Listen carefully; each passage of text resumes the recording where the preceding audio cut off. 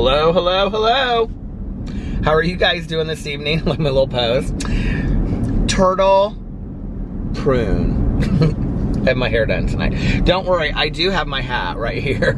Always ready. Always ready. Oh, had a good night tonight. Hung out with a friend of mine. And Alex went over to his friend from high school's house tonight, and they sat around and just talked and stuff, and he got home kind of early. And then Alex and I spent the whole day together today. We got up, he didn't have anything to do, work stuff today, so we went to brunch, and then we went and got PP's medicine. And then we came back and we hung out on the back porch for like ever, and with the dogs. It was really nice. I was just kind of like scrolling through stuff, and he was too, and we were just kind of talking, and it was just we had like a nice day. It was beautiful outside today. It was like in the 80s, but it was kind of like there was a cool breeze, and it was just, this guy in front of me just totally ran a red light. I guess he has somewhere to go. Or maybe he thought it had turned green. I don't know. Anyway, so yeah, we had a great day today. I'm actually waiting for a call from a friend of mine, so if the call comes, I'll have to stop vlogging for just a little bit. But, oh my God, the most sadliest picture in the entire world, and it says, I looked up because it was like this like sad child that looked like he was super sad, and it looked like one of those pictures, you know, where you like, that I was talking about the other day, where you like donate money and then it said unhappy with your current flooring. I think that might be a little overboard for a billboard. But anyway, so yeah, I've been hungry all evening, and I keep on thinking to myself, why are you hungry? You ate. But I ate at brunch, and we went to brunch early today. So Sarah stopped by the house too. She was with him tonight when they went over to their friend's house, because it was like all their friends from like, well, it's like the three of them were friends in high school.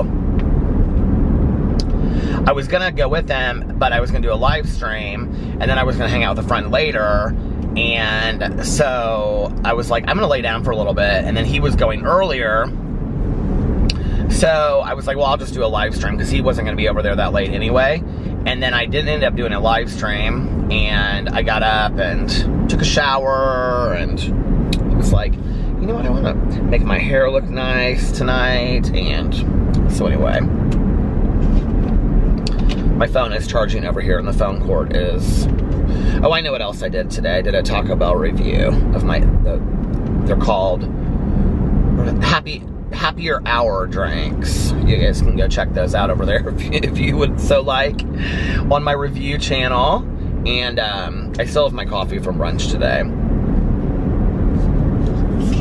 So this omelet that I get is called the California Dreamer, and it's you can get it made vegan, but I just get the vegetarian version of it, and it's actually one of their vegetarian omelets, and it has like jalapenos in it, and so it's really hot, right? And they bring us bottles of water. It's like they have like, you know, like a glass bottle that's filled with water, and that's like the water for your table. And it's probably like the size of a wine bottle. Do you guys, you know, restaurants that you go to and they have that. So Alex and I go through it real quick, right? Well, I was eating this omelet today, and I noticed that like it had a lot more jalapenos than, am I saying that wrong? It sounds like I'm saying it wrong. I don't know why. I say everything wrong. But it had a lot more jalapenos than it usually did, and it looked like it did. I had a lot of green in it, let's just put it that way. And I said to Alex, I go, this looks like it's gonna be really hot. And he goes, I heard jalapenos are they're in season right now. Is that a thing? I didn't know that they were ever out of season. I'm so stupid. But anyway, so, I mean, I bit into this thing and I was like, whoa, I need some water. Oh my God, it was so hot. And, so, like, they were bringing us water left and right.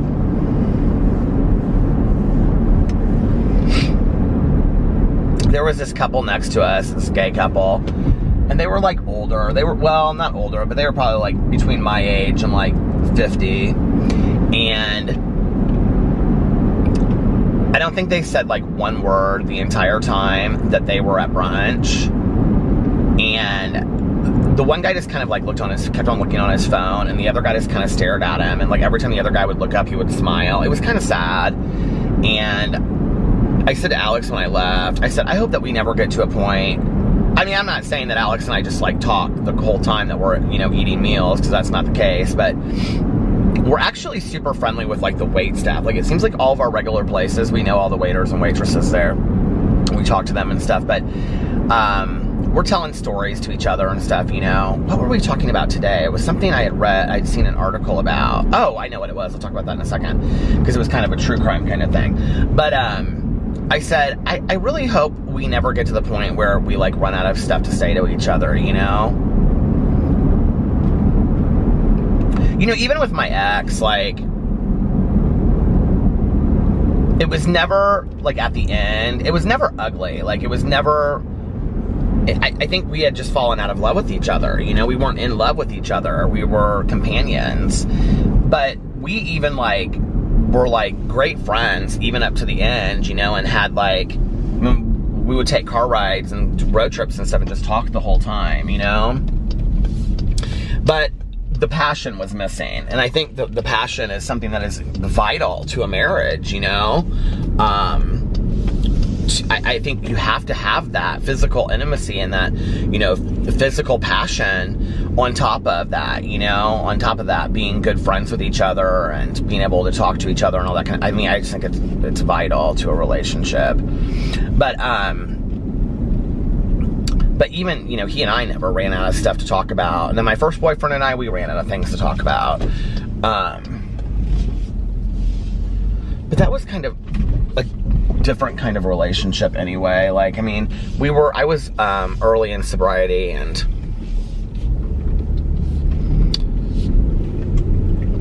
we were both young, and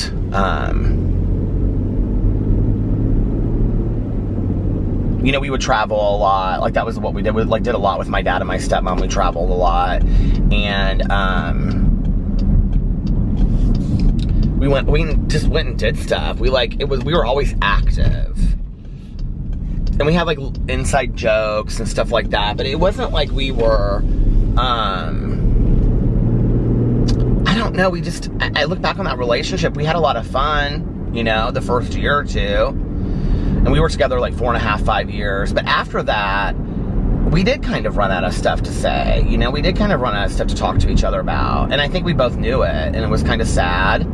But like the first year or two was fun. We had a lot of, he would say probably the same thing. I mean, it wasn't him and it wasn't me. I mean, it wasn't like, you know, either one of us was better equipped to be in the relationship. I just think that I was 23 and a half. He was, what, a year or two younger than me. So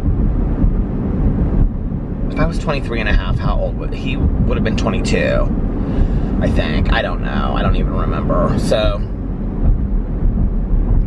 it's weird now because, like, you know, I'll see pictures of him and stuff like that, and he's just, like, has not aged at all. Like, it's crazy. I mean, he has, like, I mean, I can see, like, wrinkles around his eyes and stuff like that, but, like, he still looks real young, you know, and he's always been, like, this will surprise people. So my first boyfriend was, like, really into going to the gym, and he's, like, really fit and, like, you know, has that Instagram body that all those guys have, and he actually is with somebody. This is crazy too. His boyfriend now, they've been together for, I don't know, a couple years. His boyfriend now is from Venezuela. Isn't that so funny? I don't know what. I always say that to Alex. I'm like, isn't that so funny that he's with somebody from Venezuela and I'm with somebody? Because Alex knows him too. Alex actually knew him, like, Alex knew him separately before he and I got together. And I was like, isn't that so funny that he, like, is with somebody from Venezuela? And Alex is like, no, I don't think that's funny. I'm like, you don't think that's, like, coincidental? It's strange, you know? He's like, no. I'm like, okay. Anyway. I actually remember, I've talked about this on here before, I remember, like, the moment that I knew, like, it was kind of over between us. We were on a vacation. We were actually on a very nice vacation in Cancun with my dad and my stepmom. And, I mean, we were staying beautiful. We were staying at the Ritz-Carlton in Cancun. And we had this amazing room. That was the trip that I read, She's Come Undone by Wally Lamb. And I remember we were sitting by the beach. And he had either said to me, like, do you want to go for a swim, or do you want to go, like, walk on the beach? And I was like, no, I'm good. And I was reading a book, or I think I was reading a magazine. And I, like, lifted the magazine up. Like, he was, like down in the water, like, in front of me. And I was just, like, sitting there in, like, the chair, and I was, like, watching him. And I don't know why I remember this, you guys. This is so, like, specific and so weird that I remember it. But, like, I lifted the magazine up. Like, I was like, there he is. And then I lifted the magazine up, and then I was like, and now he's gone. And I was like, okay, this is what my life would be like without him. And I was kind of, like, at that point, I was kind of done. I was kind of like, I think we're over. Like, I remember thinking that. It was the weirdest thing. Like, and I don't remember being sad about it. I don't remember being, like, devastated. I just knew, like, I think we're done. And a lot of things were, like, he was real into music, and he was wanting to go to a lot of, like, gay circuit parties, like, they have in, like, Palm Springs, like, the white parties and stuff. And his brother was gay, too. His brother since passed. But he, went to a lot of parties with his brother and stuff. Our lives just didn't look similar at all. And, you know, I wanted to travel and have fun, but that wasn't what I wanted to do. And I've always very much been a nester, you know, and, like, wanted to make the home nice. We had a nice apartment and stuff. And,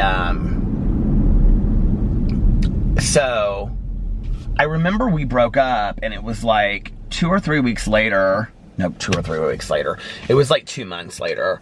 And I was out at this bar in Indianapolis, which was called the Unicorn. It was a lesbian bar, and on Sunday nights, they had, like, a gay guy night. And it was such a fun bar. It's actually where I met my ex. And so anyway, I was out, and I saw him, and maybe it was, I don't know, 3-4 months later, I don't know how long it was, but anyway, he was with his new boyfriend, who was night and day for me, but very much in that scene of going out and all that kind of stuff, you know, what goes along with that, I don't need to say, but, and, like, that just wasn't me, you know, I mean, it just wasn't. I mean, our relationship was about going to movies on a Sunday night at 10 o'clock, you know, when it was snowing outside. We went and saw, like, you know, it's funny because the other night in my live stream, people were like, did you see these movies, like, when they first came out, like Scream and all, so he and I were the ones that, like, I remember seeing Scream, The Faculty,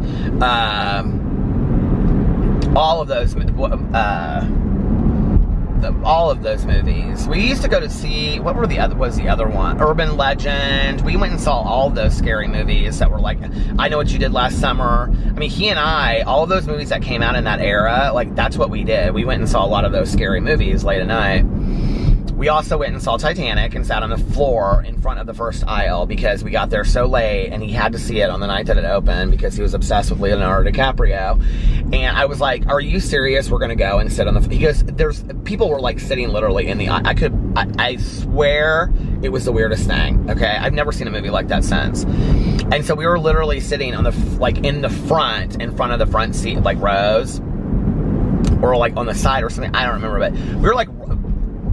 Though we weren't on the side because we were front and center, because when the boat went by, it was like this.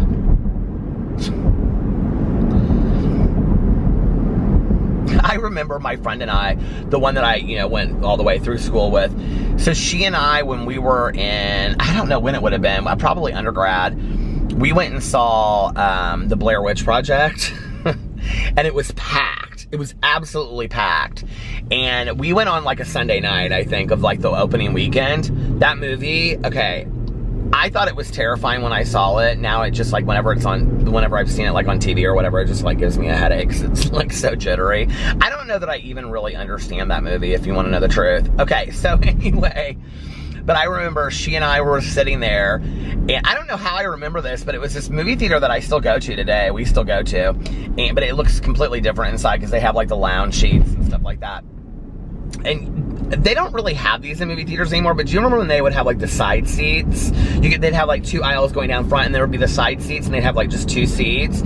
So she and I were sitting just in these 2 seats, and people were so mad because there were all these, or there was no room to sit, and there were like, it was all these people, right? Well, they were trying to like pack it into this movie theater or something, because the movie didn't start for like, it was like a half an hour later than it was supposed to start. And I remember when the lights went down, somebody in the back shouted, "About time, some of us got school tomorrow." And I mean, everybody started dying laughing. It was hilarious. But anyway, he and I went and saw all those movies back in the day. So I saw them out. I remember, I've had this bar moment with both of my exes. So I saw him out, and he was really the one that wanted out of the relationship. I mean, I did too, but he was the one that initiated it. And, which I didn't fight. I've never, you know, it is what it is. And so, I mean, I knew it was over too. And we parted ways civilly. Somebody asked me this the other day, and I got a message, or I can't remember what it was. And somebody was asking me, like, I don't remember what it was, but somebody said that they broke up with their ex, like they had broken up, but they couldn't financially afford to move out yet, and they didn't know what to do, and blah, blah, blah, whatever. Okay, so when he and I broke up, we were living in an apartment together, and he did not have money to move out, and he was like, "Can you give me 2 months?" We lived in a 1-bedroom apartment, okay? And I said, okay, and I remember it was like a week or 2, and he was still sleeping in the bed, like right next to me. And I remember I called my friend, the friend that I've talked about on here before, that he and I went on a date when I was like 19 or 20, and then we've been like really good friends ever since, and he was at my wedding and stuff. And I remember, and he's like, you know, I talk a lot about having friends that tell you what you need to hear, not what you want to hear. Like, I am so blessed to have had several friends like that in my life. And he was one of them. And I remember we were talking. I mean, we were talking every day back then. But I said, I don't know what to do. Like, you know, like, I'm so uncomfortable with this whole situation. And I know he's talking, because he was talking to other guys, like, immediately. And I say he's talking to other guys, but, like, I still, you know, think I have feelings. And I was so confused, right? And he goes, "You need to get him out of that apartment." And I go, "He has no money." And he goes, "So he's just going to come back and sleep on the couch every night for 2 months?" And I go, "He's sleeping in the bed next to me." And he goes, "What?" And I go, I'm not going to make him sleep on the couch. And he goes, "Why not?" He goes, "He needs to go. He has a family. He has friends. He can leave and go stay with somebody else." He was like, this is what he wanted. But I just couldn't kick him out. I felt too bad, and, you know, and so he slept on the couch for like, I told him like the next day, I was like, "You need to sleep on the couch." I think I even said, I blamed it on my friend and was like, you know, he said that you need to sleep on the couch. And he's like, yeah, he's probably right. So he slept on the couch the rest of the time. And I remember when he carried his stuff out, it was just real sad. And I've done okay alone, though. Those like in between periods, like I've done okay, like alone, you know, like, I don't know. And then, but I saw him out, like, so he got another boyfriend. Well, he told me he didn't want to be in a relationship. That was like one of the things, was that he didn't want to be in a relationship. He's like, "I don't want to be tied down. I want to go to these parties and blah, blah, blah, whatever." And I'm like, okay. I said, I'm not standing in your way. You go do what you want to do with your life. I don't want to be the person that stands in your way. And I also knew, like, I hate this term. I heard somebody say this term a couple years ago, and I thought it was so phony, but it's okay. It's appropriate sometimes. But I also knew he wasn't, like, my forever person. Does that make sense? Like, I mean, I knew we weren't going to be together forever. There was a period of time in our relationship that I thought we would be, you know, but, like, at that, like, towards the end, I knew that we weren't going to be. So, but what was weird was that 2.5 years before, I knew that it was done, and yet I was the one fighting for the relationship at the end. Like, it makes no sense to me when I look back on it, but... So anyway, it was like... I don't know, he got a boyfriend real quick. Like, real quick. And, they would go out, and I would see them out, but specifically I would see him on the Sunday night, because the Sunday night was like whenever everybody went out. And I remember he came up to me, and he was like, I miss you. And I was like, okay. I was done, like, when he walked out the door, you know? With my ex, my last ex, it was different. Like, I really missed him a lot.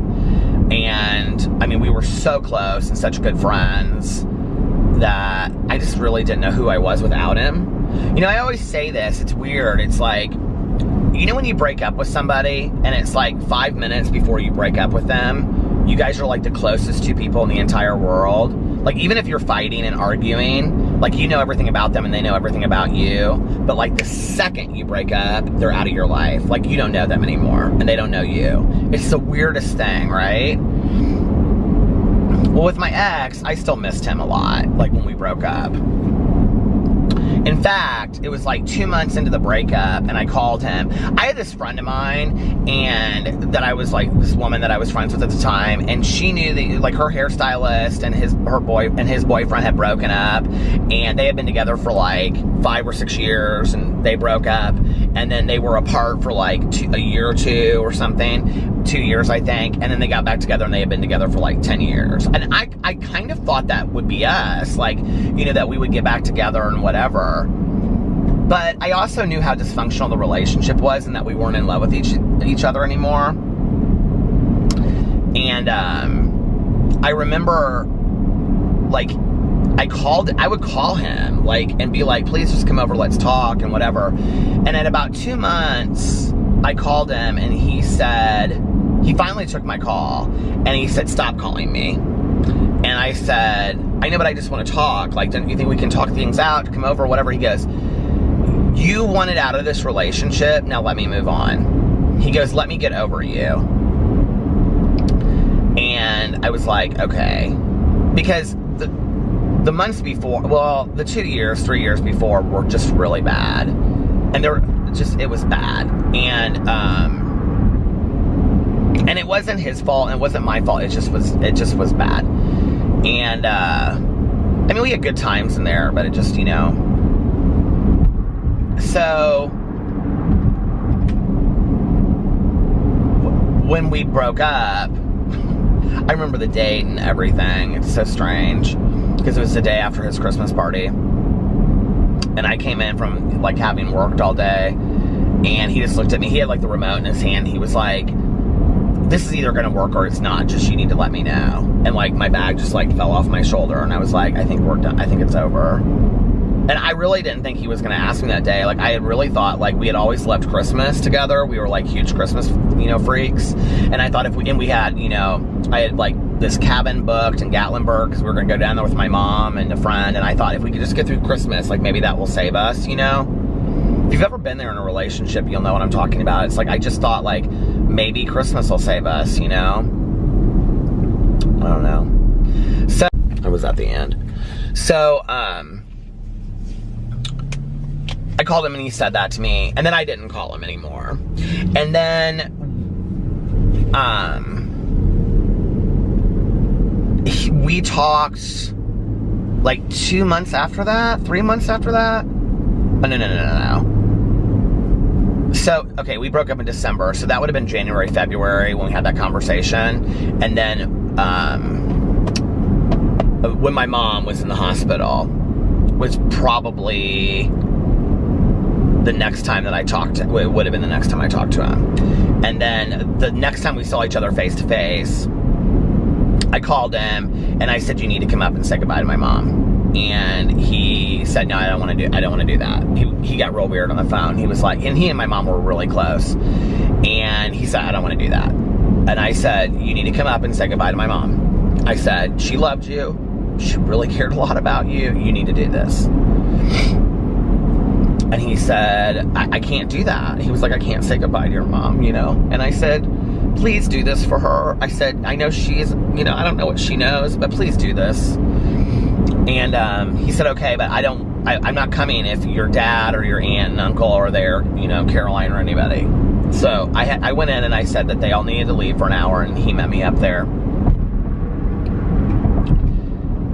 And I remember he walked in the room and he was like, she just looks so bad. And he started crying like immediately. And so I remember we went outside and we sat outside, smoked a cigarette and talked. And he said, you know, he said, I knew it was over too, Peter. He said, if you hadn't said something and ended it, I would have, probably within a month or two. And, you know, we had a really nice talk, and we had some closure, and it was just, it was fine, you know.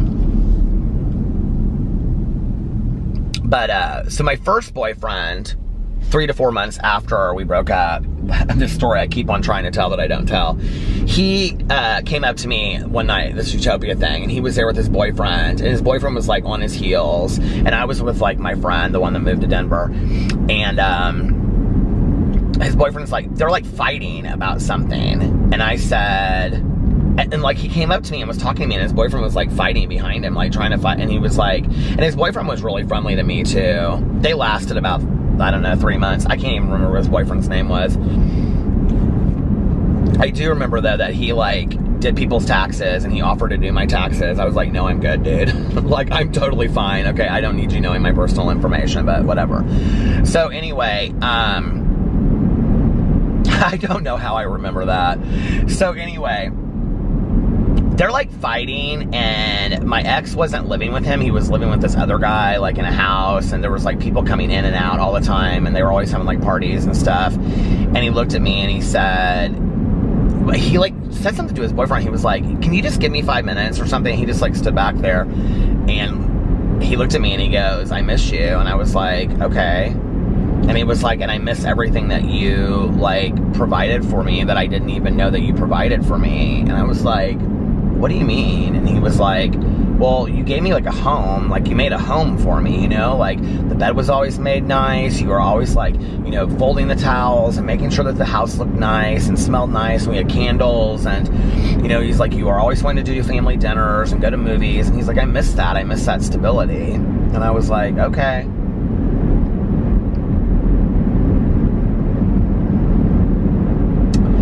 And then my ex and I, he came up to me in a bar one time, and it was not so friendly, and he had been drinking a little bit, and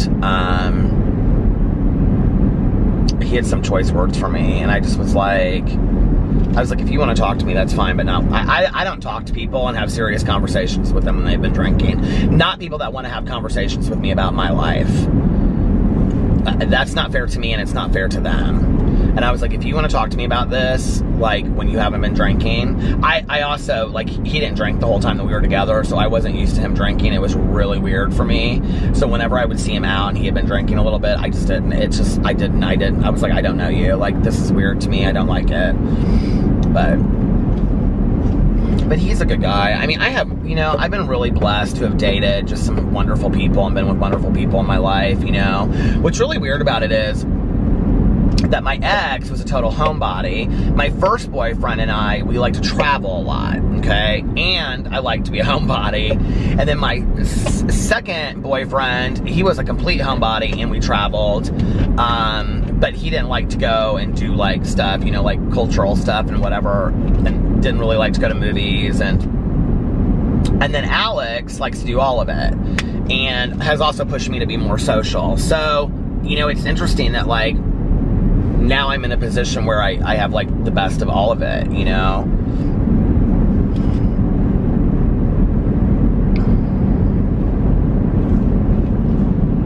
And Alex is fantastic with, I mean, he gets along with my ex. We don't ever see them.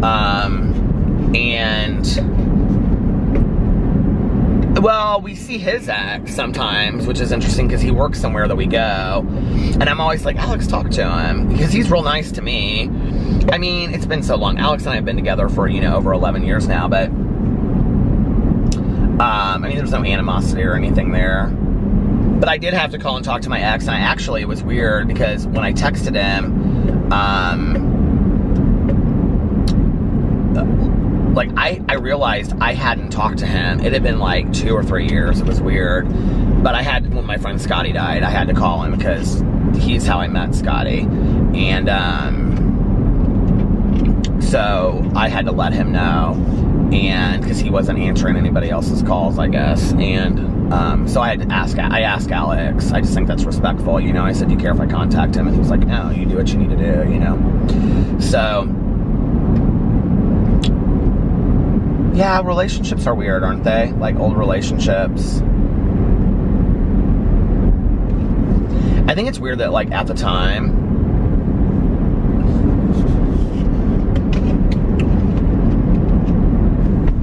I don't know, maybe, you know, like, at the time it seemed so, like, severe and whatever. I think if I saw my ex today, well, my first ex, I mean, I was thinking about this the other day, like, Alex and I, somehow his name came up, and, we were somewhere, and somebody said, how do you know him? And I go, I dated him for almost 5 years, we lived together. He goes, really? And I go, yeah, because, like, they knew him like 10 years after we had dated or whatever. And I said to Alex, I go, do you know what is so weird? I mean, okay, so we broke up so the last year that we were together was when I was diagnosed with epilepsy. Like, that is strange. I mean, I feel like I've had epilepsy my whole life, so that's so weird that it's been that long. But so if we were together 4.5 years, we got together when I was 23 and a half.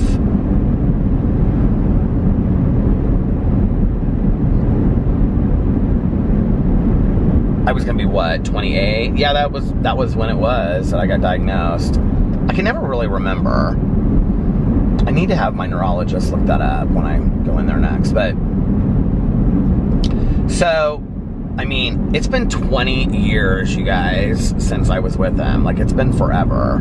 I like literally, like, I remember stories, but like I kind of vaguely, but like I don't have like any kind of emotional attachment whatsoever. And even with my other ex, like it's been 12 years since he and I broke up, and it's like, that's a lifetime, you know. I mean, that's like forever. I mean, it really is, you know. It's crazy. I don't know. I don't really know what's going on with his life today. And, you know, and I'm not the person that needs to know that stuff. Like, I know people are really good friends with their exes and stuff, and I think that's great. I think when you have kids, it's a different story, you know. Like, I wish my parents had gotten along. I think it would have made things so different for me. And I think it's fantastic when parents, like, you know, split up and they do get along for the kids. I think, because when parents don't, I think the kids are the ones that suffer. I have friends of mine that hate their exes. They don't ever want to talk to them or whatever. And I'm like, you know, could you just be maybe a little civil? Well, you don't know what they did. I'm like, I understand that. Like, I feel for you for the situation. And I'm talking about just breakups. I'm not talking about abusive situations. But I'm like, but you know, it's like really like your children that are the ones that suffer. I have a friend of mine. I don't really talk to her anymore. I haven't talked to her in years, but she was going through this divorce, and it just was a mess, and she hated her ex, and then he got a girlfriend, and she would like say stuff to her kids, and I'm like, she was like, well, you know, like, they need to know the truth, and I'm like, no, they really don't, like, need to know what happened between the two. I mean, they maybe down the road, but not like at that age. And I'm like, you don't want them to hate their dad. And she's like, yeah, I do. Like, he's a bad person. And he really wasn't. I mean, it was like really nothing bad that he had done. And I'm like, no, you really don't want your kids to hate their dad. Trust me. I mean, if they end up making that decision on their own because of something that happens, that's one thing. But to then, you know, look back and be like, yeah, mom was the one that made us think these things. Like, you don't want that. Plus, why wouldn't you want your kids to have a good relationship with their father, like, or mother, you know? Like, I don't understand that. And, you know, and the one thing I am really blessed for is, even though that my parents never got along, and I never for one second was confused about that, like, I mean, even from a young age, I knew that my parents did not really like each other. They were totally civil towards each other, and, I mean, I can only remember, like, 1 or 2 occasions that they screamed at each other. And one, I did say something. I was older when this happened. I might have been, I think I might have been in my 20s, and I said to my mother, do you know what it's like to be a product of so much anger? Like, I was done. And, but you know, like, my mother and my father never spoke ill of each other. Like, they never did. Like, if I ever said anything about my dad, my mother would say, don't you dare speak about your father that way. Like, he works very hard to take care of you, and, you know, he is a wonderful father. He always has been, and you need to respect him. And my dad was the same way with my mom. Like, if I ever spoke out of line about my mother, oh my God, my dad would have let me have it. And I just feel really blessed for that, you know, that I had parents that could put their differences aside. They co-parented like nobody's business. I mean, to the point of where it pissed me off. Like, if I was in trouble at one house, I was definitely in trouble at the other, you know? And there were several occasions that my mom picked up the phone and called my dad and said, come pick him up and you deal with them, because I don't want to deal with them right now. And he would, no questions asked. And I would go off and he would say, don't speak about your mother that way. I'm not going to have it. You're not going to talk about your mom that way. She raised you. She brought you in this life. You have one of the best mothers out there. He just wouldn't tolerate it, you know? Now, he would listen to me if I was upset about her drinking and stuff like that. And, you know, he would always ask me and make sure that I was, you know, things were going okay and whatever. I mean, he was like, my dad was so involved. My dad, like, rearranged board meetings and all kinds of stuff to be active in my life. I mean, he was at literally everything that I ever did growing up. My dad was, and my mom was too.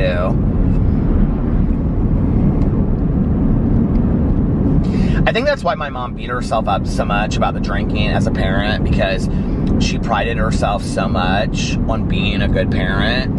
And the one thing that kept her from being the parent that she really wanted to be was the drinking.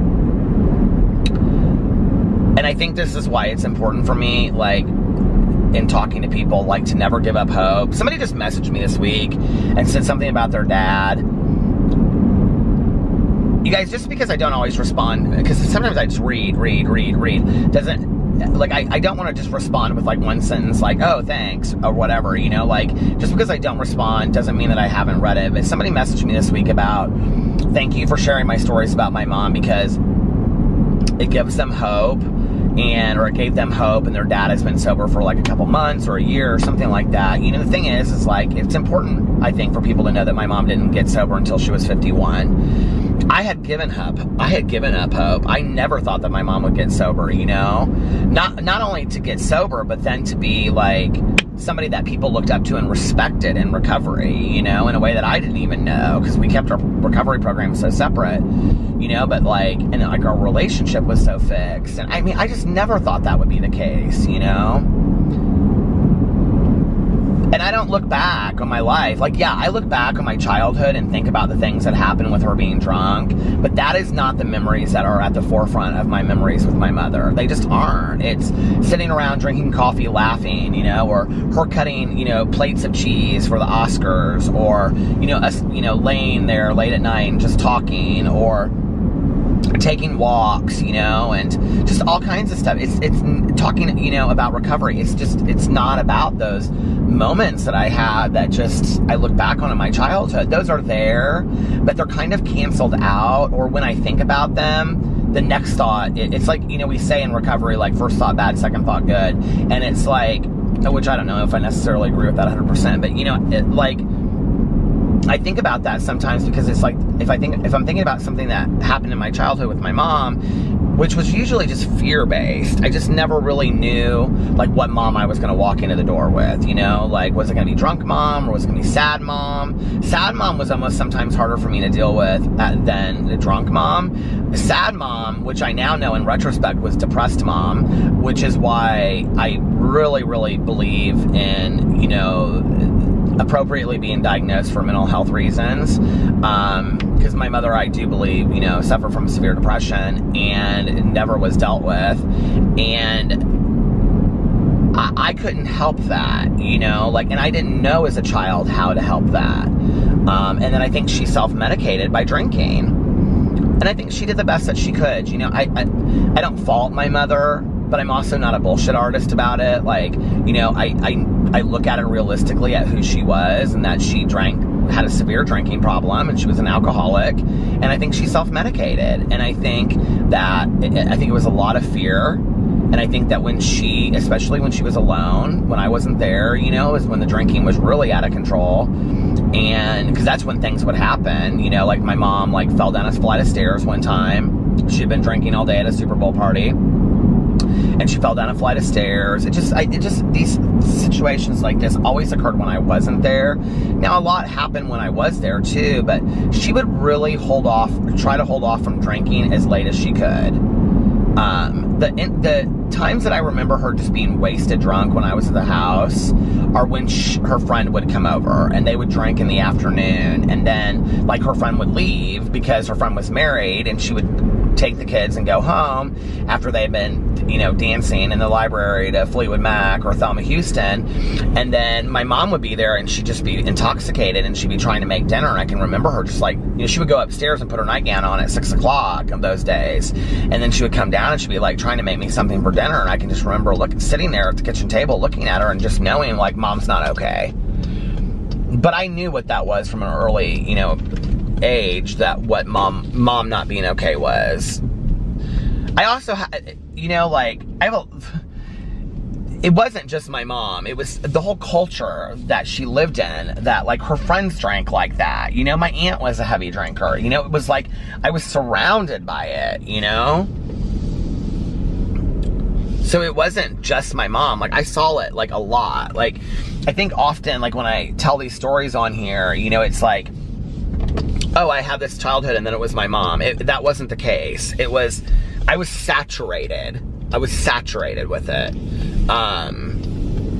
With this heavy drinking, cocktail hour mentality. You know, and Caroline was too.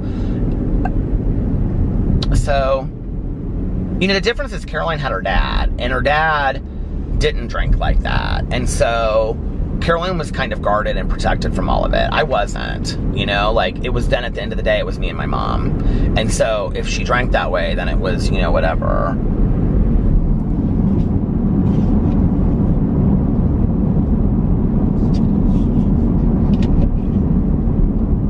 She did her best, you know.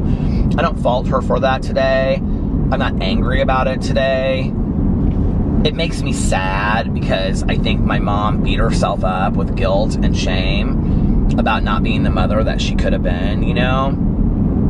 That was what it was. Somebody thanked me for recently talking about my mom in vlogs and her alcoholism, which I think is interesting because, like, I feel like I always talk about my mom's alcoholism, and I thought people got bored of it, you know? But thank you for saying that. I think it's hard. You know, one of the things I say to my friends that are in early sobriety when they're really struggling, that are parents, your child never has to see you drink or drug again, you know? Like, that is powerful. That from this moment on, your child never has to see you drink again. You know, when I think back on, you know, June 2nd of 1995, like, that was my mom's sobriety day. I never knew that would be it. You know what I mean? Like, I can remember because my cousin's wedding was like 2 weeks later, and she and I went together, and we had a great time, and we danced, and we had fun, and all this kind of stuff. And I remember my mom and I talking about it afterwards, and she was like, that was so much fun, like, you know, going to a wedding sober, like, you know, and we were able to really be there, and, you know, all this kind of stuff. And I can remember thinking to myself, this isn't gonna last. Like, this isn't, you know, because at that point I was 6 months sober, because I gotten sober the December before, in 1994. And I was like, this isn't gonna last. Well, it just isn't, you know? And then it did. But I didn't know that at the time.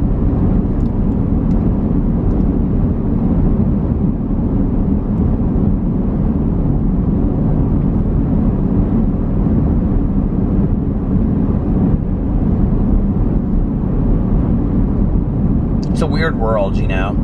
It's like the Big Brother thing, expect the unexpected, you know? It's like, I've had some really great I've had some really great things in my life that I never expected to happen. And that would definitely be one of them, would be my mom's sobriety. That was something that, like, I never even knew was a possibility.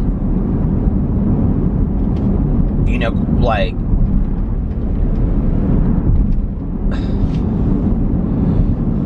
Tanya's son has never known her to drink because he was so little when she got sober, you know? And I think that's so cool. That, you know, he had an entire childhood growing up into an adulthood, you know, with never seeing that. And I think that's so cool, you know? I also think that even though I went through hell with growing up and this isolated fear of my mom and being scared, I was always scared for her. It wasn't like I was scared. I was never scared of her. Like, I was never scared of what she would do to me, because she just wasn't that. She wasn't, I mean, I'm not going to say she never acted violently, but she never acted violently towards me. She would break stuff, you know, or like, I remember one time she was in the bathroom and she was crying and she'd gotten off the phone with my dad or something. And we had like these porcelain toilet seats, and she like took it and she was just like slamming it, and it was like breaking, and I just didn't understand. Like, I think I was too young that I didn't understand, you know? And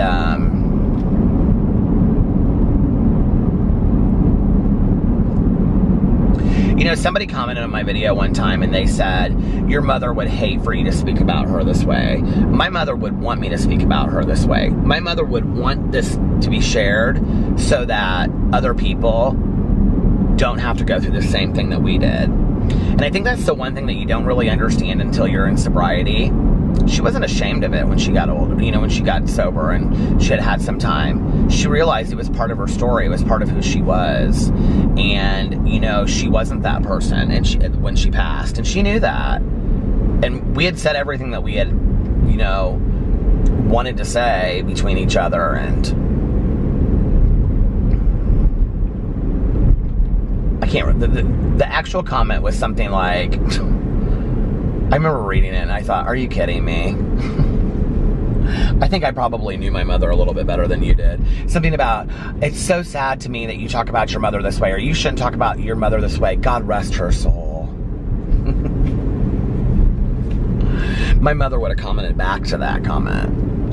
It was at the end. She would have said, listen here, don't talk about my son that way. That's what she would have said. My mother was so protective of me.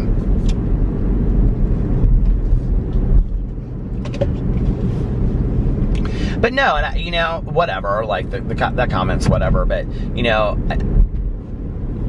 that's why I share my story, you know, is because I want people to have hope. I want people to realize, you know, you too could, you know, this could be you someday. You could be sober.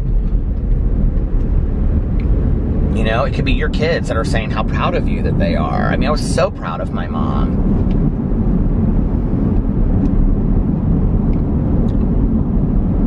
And I think the thing that I really, like, struggled with the first couple years ended up being one of the things I loved the most about my mom's sobriety was, you know, that when she got sober, she didn't get sober for me. She just didn't. She had tried many times to get sober for me. To get sober so that her son wouldn't see her like that. And she told me that later, you know. And she would say that to me, you know. She would say, like, I just can't stop drinking. I wish I could stop drinking for you, blah, blah, blah, whatever, you know. But my uncle had had a heart attack, and that was why she stopped drinking. Because she was like, if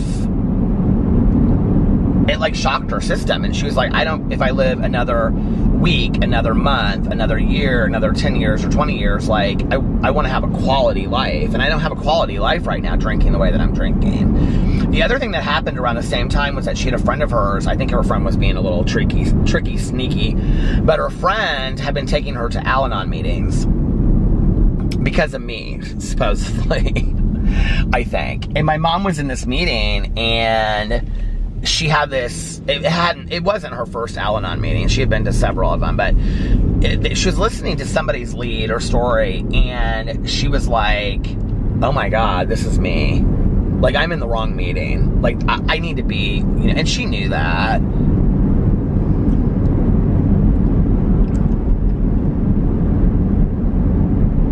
When my mom passed away, I found that she had many start over tokens. Like, she had started, like, she had tried many times before she actually got sober to get sober. I found them all, you know.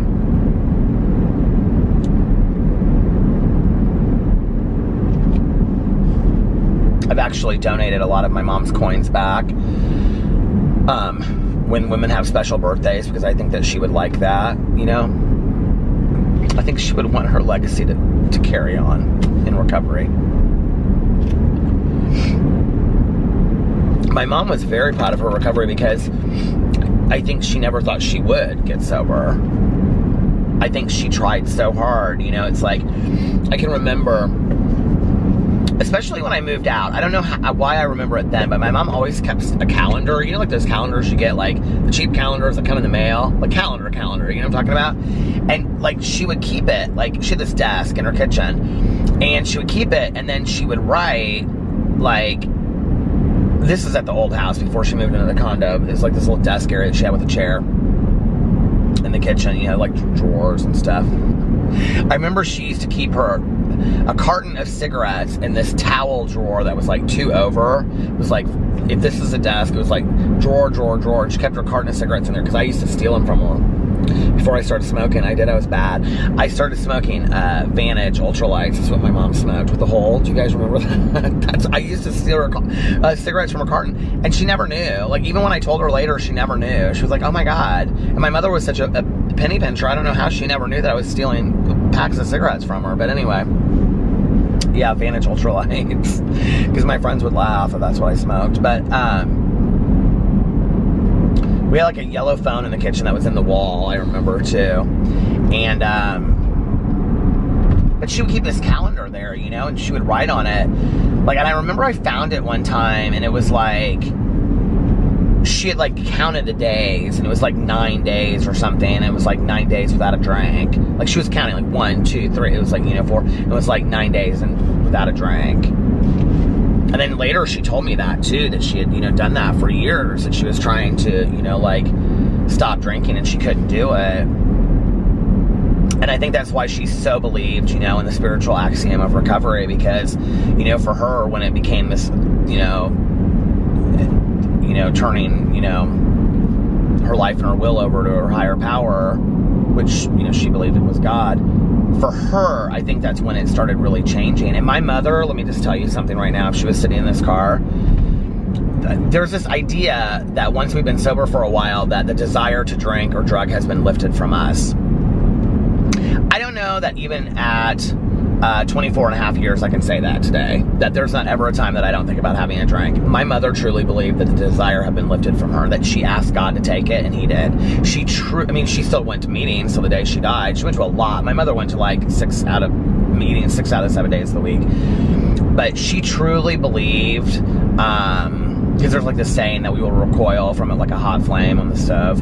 And my mother, like recoil from it like a hot flame. My mother truly believed that it had been lifted from her, like that the addiction had been lifted from her. She truly, truly believed that. And that if you do the work, and you work the steps of recovery, and you surrender to a higher power, and you make amends, and all that kind of stuff, and you do a fearless searching and fearless moral inventory, and then you work on your character defects, and, you know, you do what you're supposed to do, that it will be, that it's promised to us. She really believed that. And I believe it too, but I've never had that feeling. There was a period where I did, and then Tanya and I one time were talking about it, and she's like, I don't know about you. She's like, but sometimes when I'm on the beach, a Corona sounds good. And I was like, you know, you're kind of right. Like, I do think that way. She's like, I can't say that the desire has been lifted from me, because I still think that way, you know?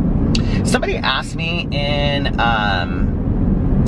the comment sections, I can't remember who it was, doesn't matter, but somebody was asking about, like, do I still have, like, daily cravings, or, no, I don't think about it that way. Like, that's not how I think about it, you know? And I'm extremely active in working a 12-step program, and, but, in fact, I'm waiting for a call from a sober friend who hasn't called me, which worries me a little bit, but, And I think, you know, like for me, it's when I came back into the rooms and then I heard that person say, you know, it's like, it's hard to fall off the wagon when you're sitting in the middle of it. Like that so resonates with me. And I believe that if you surround yourself, you know, with sobriety, you know, it's hard to fall back into something. So I really, truly believe that. But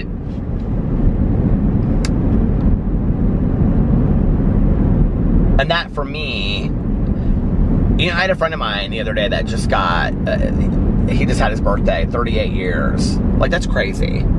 He goes to 4 to 5 meetings a week. You know, he enjoys it. It's social for him as well. Plus, it's not about what we're getting, it's about what we're giving back. And I think that's sometimes the thing that people miss, that you don't understand if you're not in it. It's like, I'm not always there for me. I'm there for the newcomer that's walking through the door. Maybe something, they need to hear something. Maybe they need a hand to shake, you know. Maybe they need, you know, a smiling face. It's all about all of that, right? Like, if we got sober and got to a certain point and then stopped coming because we didn't need it anymore, who would be there when the newcomer came through the door? But the friends of mine that have the lives that to me are unbelievable, and they have good relationships and, you know, strong marriages, and they're happy and peaceful and serene, are the ones that continue to go to meetings. So, no, I don't have daily cravings. I can't even really remember, honest to God, the last time that I had a true craving, like where I was like, oh my God, I want to use so bad. Like, I honest to God can't think of a time that happened in the last 15 plus years. I really can't even think of a time, the last time that it happened. You know, I really thought, like, when you get sober, you think it's like big moments. Like, okay, if I get married. Well, when I got married, I didn't think about it. And we did discuss alcohol. Like, it was a huge issue at our wedding because I said, I'm not paying for alcohol. You know, I'll pay for dinner. Like, we talked about what we were going to pay for and what we weren't. I said, we'll pay for dinner, we'll pay for everything else, but I'm not paying for alcohol. I talked about that on here recently. And, because my aunt was like, you need to have wine and, like, beer, like an open wine and beer bar. I go, no, I'm sober. I'm not doing, no. Like, if they want to buy drinks, they can buy, I'm not, and I don't think that's cheap of me. I'm just not going to do it. You know, we'll buy soda and we'll buy all that. You know, they can have those kind of things free, but other than that, I'm not doing it. It's a statement for me that I'm making, you know. The wedding, I didn't have any issues with at all. I thought when one of my parents died, I wouldn't be able to do it. I didn't even think about it. I did not even think about it when my mom was sick or in the hospital. Well, first of all, because she was surrounded by people that were sober constantly, and so was I. Let me just tell you that this coffee is blueberry crumble, and it is so fantastic, but it is cold. I would really wish it was warm. But I didn't even think about it, you know? I didn't even think about drinking through any of that, but for the grace of God. I don't know how, you know, I didn't think about it during that time. But I didn't. And I also know that, you know, like, because my mom said that to me in the last conversation that we ever had. Well, not the last conversation, but one of the last serious conversation when we had the conversation that I've talked about. She said to me, you know, I never want you to drink or use drugs again, right? Okay, the battery died, so I had to pull into this. I don't know what this place is. Here, this mine shaft, or I don't know what it is. Grain, something. Anyway. But I was talking about the last time that I talked to my mom, and, you know, she said to me, you know, I don't ever want you to drink or use drugs again. And, you know, she knew what she was doing when she said that to me, because she knew I would respect that, you know, and that I would hopefully never use again out of, you know, respect for her. But so I haven't really thought about it, you know, like, I can't honestly think of times that I did. Early on, it was hell. The cravings were hell at the beginning, you know. I was talking to a friend of mine today, and I said, you know, people ask me all the time, how did you get through the early days of the cravings and the mental obsession in your head, you know? Because the mental obsession, I think, is a huge part of it. And I honest to God, all I know is that I did what I was told. That's all I know. You know, there was a lot that I didn't do that I was told to do. But when it came to getting through cravings, I had lists of people's, not lists, but I had little pieces of paper you know, today, when we have a newcomer come in, we all write our name down on it, like a piece of paper, and we like give it to them, or like on the back of a meeting book, you know, or whatever. We didn't do that back in the day. When I got sober, you know, everybody would like write their number on the back of like a little receipt or a checkbook or something, you know. So, I had all these numbers, and I would just call them and call them and call them, and I'd be like, okay, if I can make it till, you know, if it was like 1, and if I can make it till 1:30, then at 1:30, you know, I can drink, and, or I can, you know, call my dealer or whatever. And then I get to 1:30, and, you know, I keep on calling until I got a hold of somebody, and that person would be like, do you need me to come get you? Or, you know, do you need somebody to hang out with right now, or do you just need to talk on the phone? And I had people that kept me entertained. I had, you know, people that came and picked me up and took me places, took me to a meeting. I sat in oh my God, I sat in so many meetings. There was this clubhouse in Indianapolis that's still here. It's a recovery clubhouse. And they had a little restaurant in there and stuff. And I literally would sit in there, I mean to tell you, like all day long. And the guy that like worked in the cafeteria, or not the cafeteria, it was like a little canteen, little coffee shop. He knew I didn't have hardly any money, because I wasn't working and my dad wasn't giving me any cash. That was just how it was. My dad was like, no cash. And my dad bought food and put it in my refrigerator for me, and he bought me a carton of cigarettes a week, and he was like, but I'm not giving you cash. And he's like, and you're lucky I'm doing that, because I shouldn't even be doing the rest of it. And so this guy that worked in the canteen was so nice, would make me little cheeseburgers and stuff, and I don't know, I just had like such gratitude for like getting in my bed at night. I would take a shower every night, you know, and I would put my pajamas on, and I remember I used to always wear these like flannel red and white pajamas. They were like Christmas pajamas, and then I would wear like a white just like Hanes t-shirt. I was thin back then. I lost a lot of weight after I got out of treatment. And just like this white t-shirt, and then I would wear like those moccasins, and that's like what I wore around my apartment, like whenever I was at home. I remember I could see myself in my head. I would like take a shower, and then I would like put my pajamas on, and then I would just like sit there and watch some TV. And I had like, my dad had bought me all these recovery movies. I put my dad through hell, you know, like,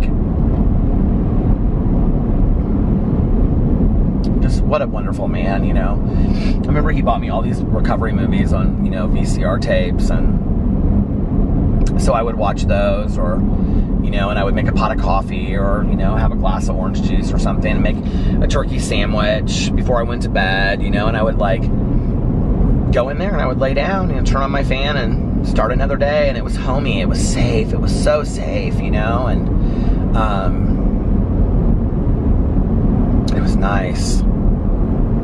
And I think that's today why I still feel the same way about nesting. Like, I think it really goes back to that time period of my life where, like, you know, when I was growing up, I talked about this the other day, that I think like home was a safe place for me, like from school, but it didn't always feel safe because of my mom's drinking. I don't even know how to explain it, but to this day, like, I think I'm such a nester because of like, and liking to have like, you know, like a nice bed made or whatever, you know, because I don't know, it goes back to that. I remember those days, you know, of, I can remember my sponsor coming. He would just show up. This was my second sponsor. He was fantastic. He died of a heroin overdose, but he was a really great guy. And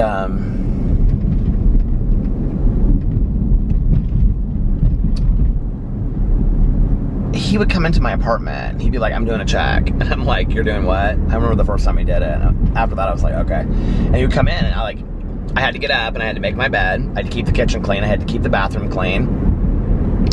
My laundry had to be done. I had to like take a shower every day, and I had to like, you know, look nice. I couldn't just like throw on a hat like I do now. I'd like do my hair, look nice every day, and be presentable. You know, it was all about, what he was really doing was building my character from the outside in, and learning for me to love myself, to take care of myself and my space enough, you know? I know that now. I didn't know that then. I didn't understand it. I didn't understand why he was so invested in me making my bed and why it even mattered, you know?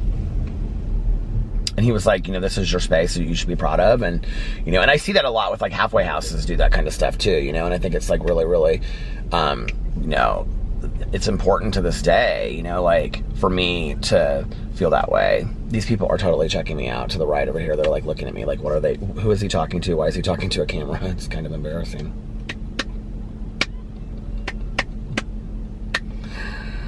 I don't know what they're doing, but can you hear them? They're like screaming and shouting at me. It's like 3 kids.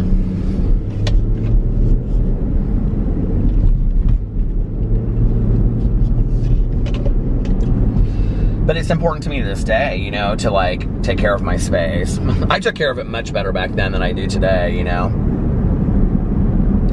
But it was funny because like, okay, so when I did the Jessica Kent, that's her last name, isn't it? Remember when I did the collab with her?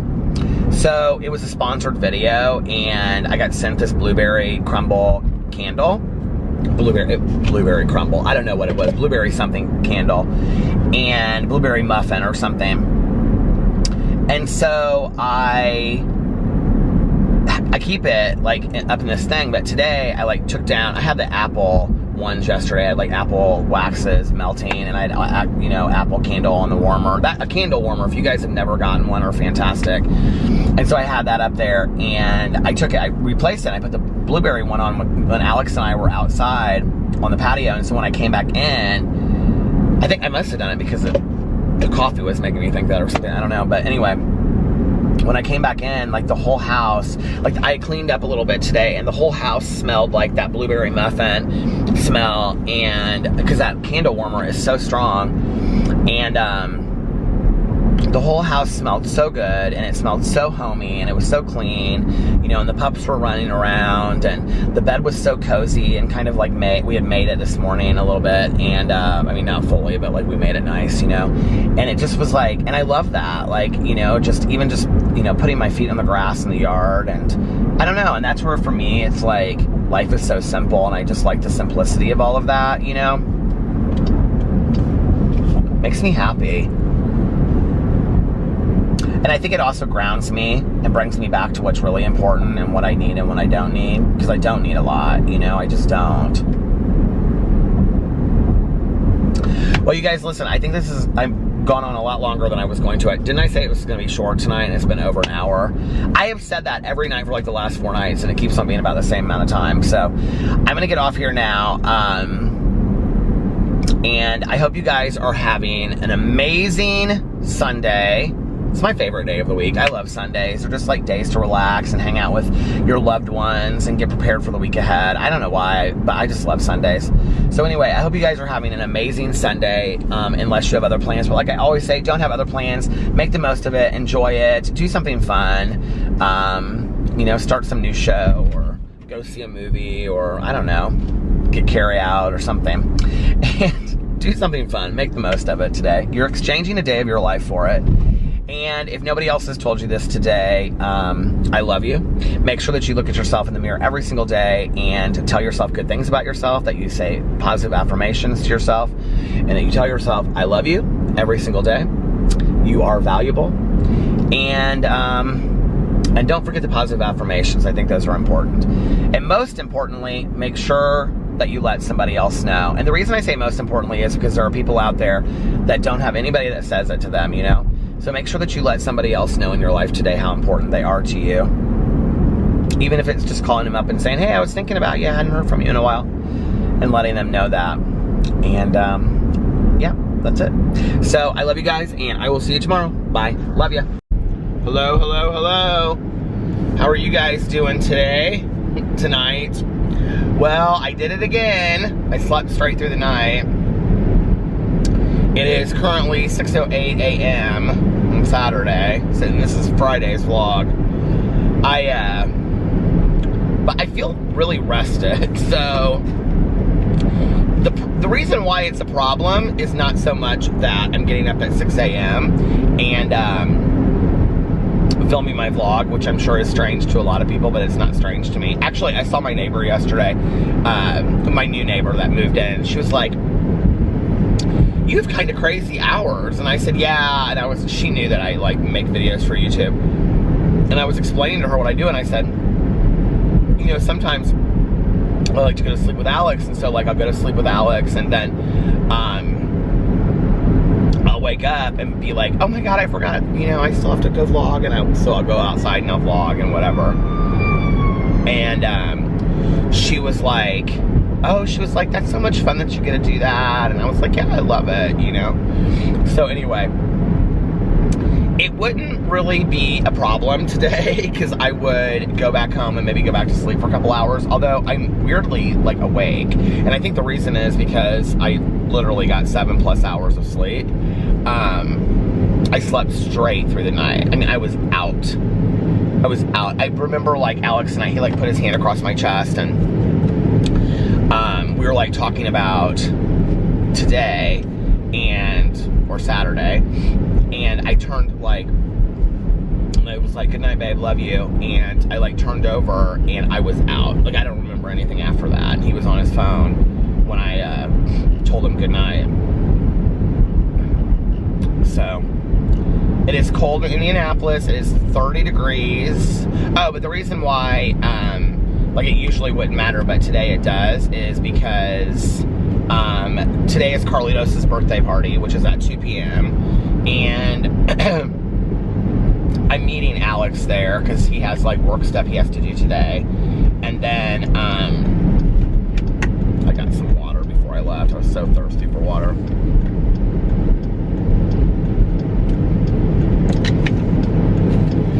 You know, and of course I want to make videos and stuff. So we've got to figure out a time to do that because we're apparently going to his birthday party at 2 o'clock. I'm sure that will probably go 2 hours, 3 hours, and then we're supposed to go back over to Carlos and Liliana's for like, to hang out and do like birthday cake or something over there. So it'll end up being this very long deal. Well, I also have my audiobook that I have to listen to.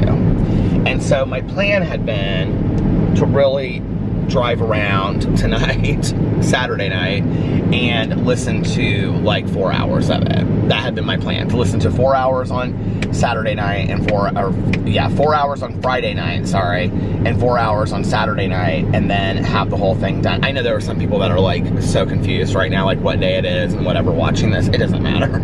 It just doesn't matter. It's like Janis Joplin said, it's all the same effing day, man. But you know, like, I was gonna listen to 4 hours on Friday night. I was gonna get my vlog done early, and then, because that's why I laid down at like 10:30 and something like that, and I was gonna lay down from 10:30 to like 11:30, I think is when I set my alarm, and then get up, and I was gonna vlog from like 11:30 to 12:30, and then I was going to listen to my audiobook till like 4:30 in the morning. And then tonight, I was gonna listen to like another 4 hours throughout the day, and then I'd have the book done. Well, now I've screwed myself because it is the day before the live stream. We may have to move the live stream. I just don't know how I'm possibly gonna get this book done in 24 hours. I don't know. I need to talk to Mel about it today. I mean, it's not like it's a huge ordeal. There's only like 30 people that come to the live stream, which is great. You know, I mean, I've never in a million years thought I'd ever have a book club that had that, you know, 30 to 50 people that attend. Here's my coffee lip balm. There's like 2,000 people that are active, like, well, 2,000 people in the book club. And of course, not everybody reads the book every month, but there's quite a few people that read the book that just don't come to the live stream. I would do the live streams on YouTube since I figured that out. But last time we guested a bunch of people.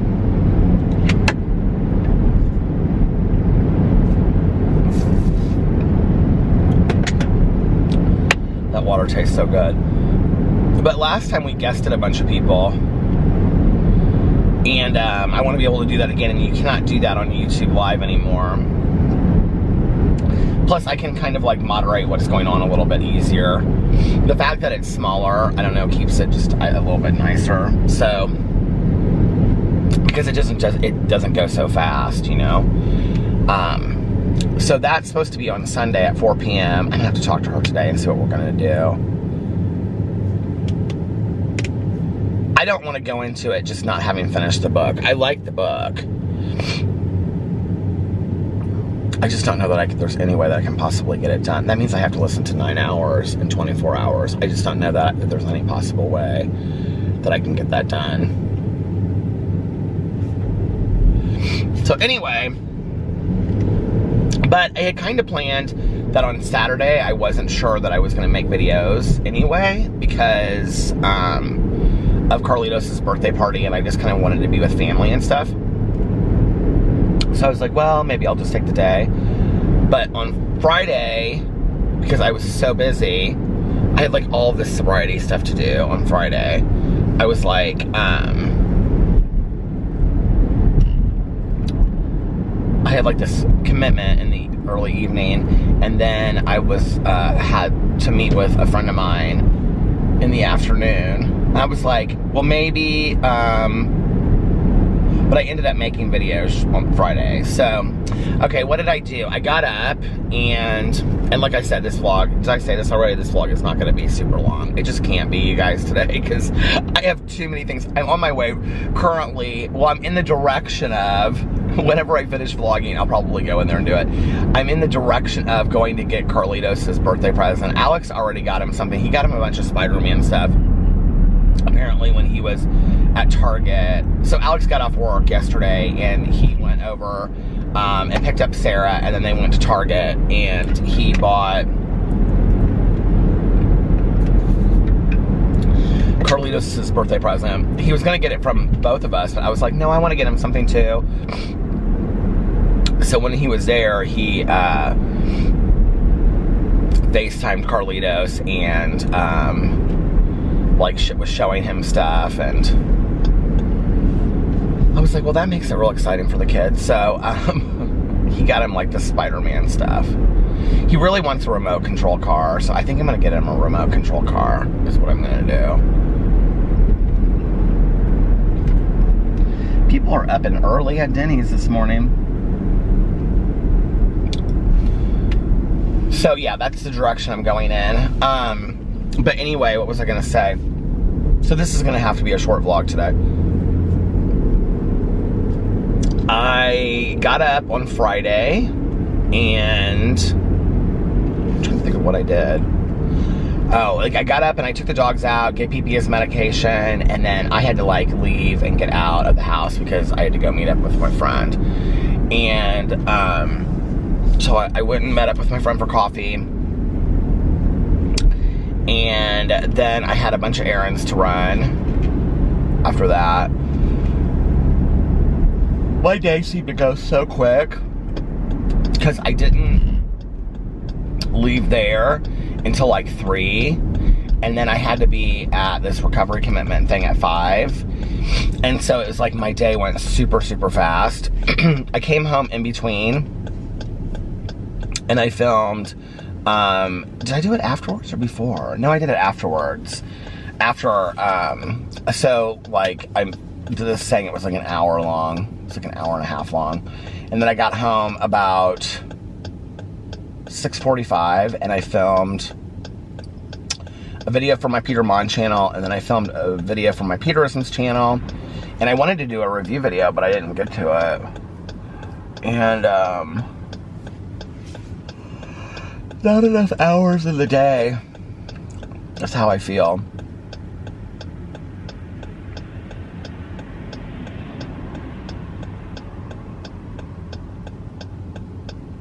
I was thinking about this yesterday because I announced my book and my Peterisms channel that, so I'm going to start doing this like every month on my Peterisms channel. I'm going to read a book.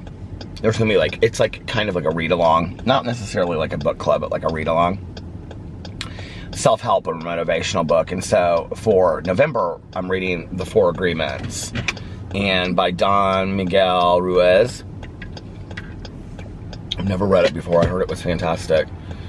And, but I was thinking about,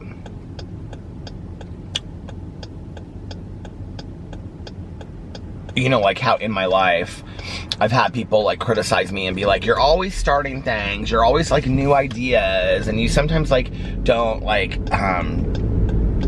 your ideas never, you know, come to fruition, but a lot of times they do, you know? A lot of my ideas that I've started, like a book club or like a vlog or whatever, have taken on a life of their own, or YouTube. You know, when I started doing YouTube on BookTube, that was like when I was committed to like posting regularly. I never thought, and I mean, I never in a million years thought that it would turn into this, you know? Where it literally became my life. I just really had no idea. And that was just 3.5 years ago.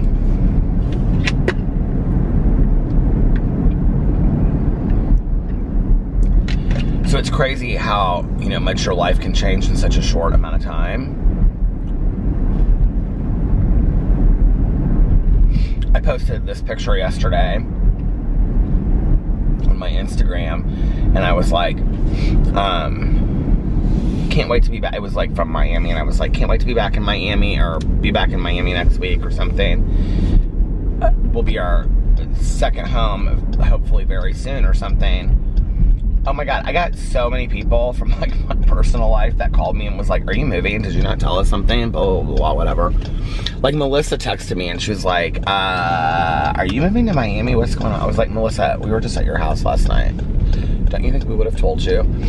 And, but we have kind of been on the down low looking at houses, and it's been very exciting. We have some areas picked.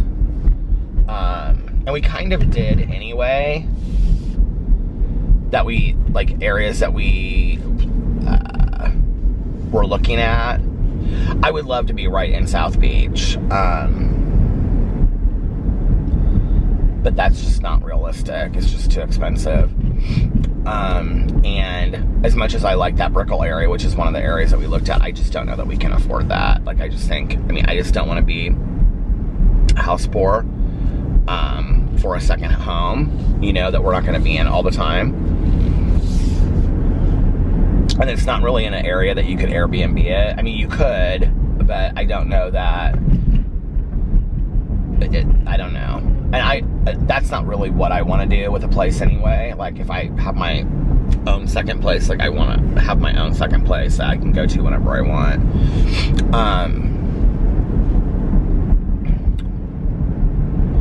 But, so anyway, yeah, I don't think I really want to say a whole lot more about that right now. But we are seriously starting to look at some places. The other thing is that we would never move completely from Indianapolis. We would go back and forth.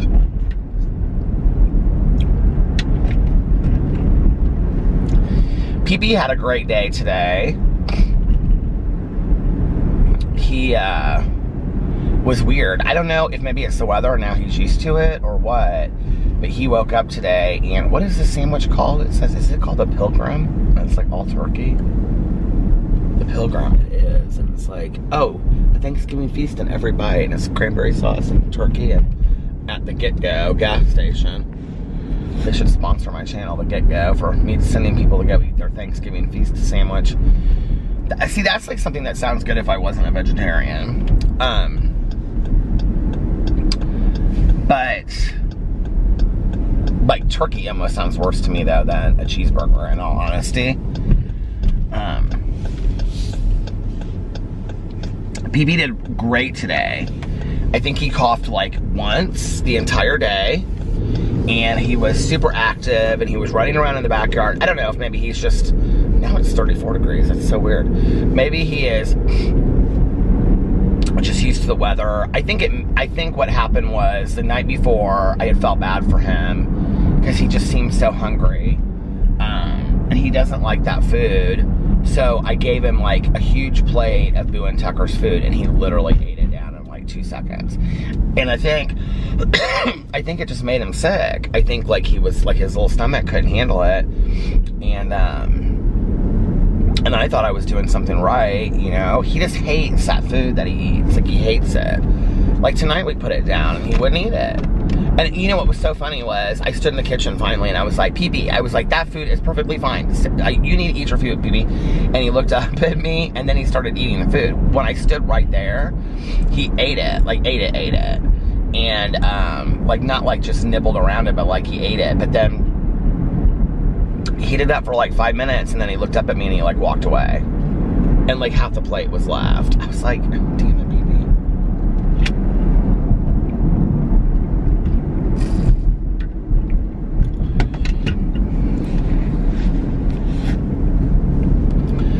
You know, and our vet had always said, she said, I would rather have a lean dog with heart disease than a heavy dog with heart disease. So, you know, she's always happy with his weight, but I don't want him to get thin. Like, I don't want him, you know. And Pee-Pee's never been heavy and he's never been super thin. So, but he's doing much better today. He was running around the backyard and chasing his brothers, and then I had to, like, he's so funny. At one point, like, Boo and Tucker came inside, and I was like, Pee-Pee. I was like, come on, Pee-Pee, let's go inside. Let's have treats. And he just, like, looked at me. And so I, like, walked inside, and I was, like, doing some other stuff, and I came back out there, because, like, he just walked around the backyard, and I go, Pee-Pee, I go, come on, we gotta have treats, let's go. And he just, like, stopped and looked at me, and then he kept on, like, sniffing the grass. So I let him keep on walking around. I went back out there like 3 or 4 minutes later. And I go, Pee-Pee, I go, you better come on. And he just stopped and looked at me and I go, okay, I guess no treats then. And he came like running inside. It was so funny.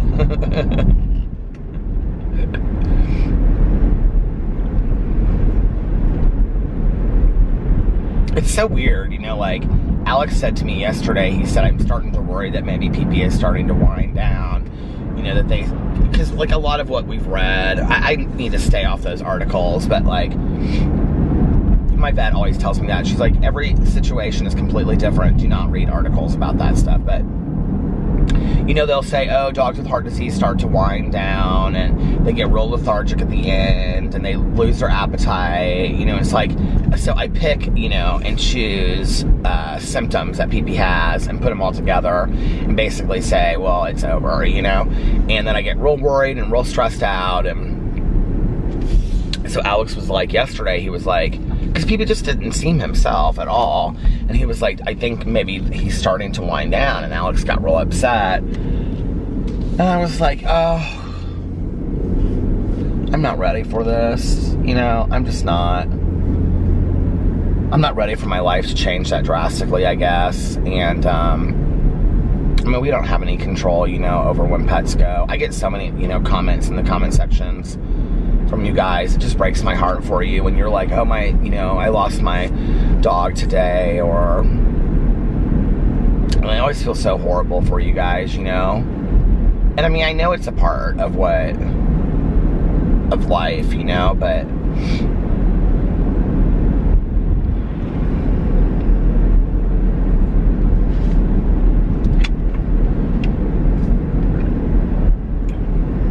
so anyway, I was worried I was going to wake up and he was going to be 10 times worse than he had been on Thursday, but that wasn't the case. So he was 100% better, and I was very happy about it. And he's doing good this morning because right before I left, I took them out and he just leaped off the bed to go outside, and I took him outside, and then I gave him his morning medicine stuff. So